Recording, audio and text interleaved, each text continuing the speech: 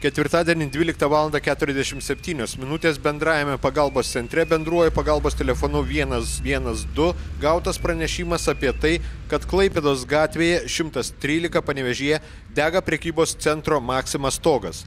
Dėl padidintos rizikos į gaisro vietą buvo išsiųstos sustiprintos ugniagesių pajėgos.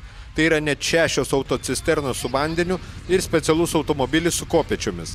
Nedidelis ugnies židinys buvo aptiktas ant stogo ir greitai likviduotas. Tokių prekybos centrų stogai ir sienos yra šiltinami specialia nedegančia medžiaga. Tačiau kažkodėl būtent ši medžiaga ir pradėjo smilkti taip, kad net pradegino skardines konstrukcijas.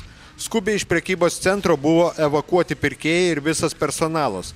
Policijos pajėgos mandagiai paprašė visus vairuotojus atlaisvinti automobilių stovėjimo aikštelę, kad suteikti daugiau vietos ugniagesių transportui.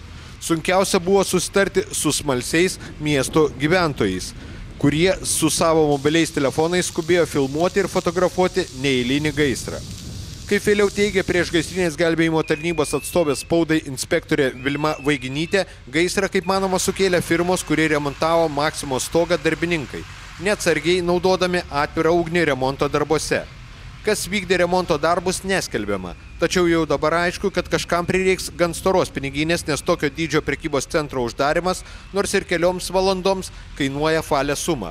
Gali būti, kad ugniagesiams teks budėti per naktį, kad neatsirastų naujų gaisro židinių, kurių iš išorės pastebėti neįmanoma.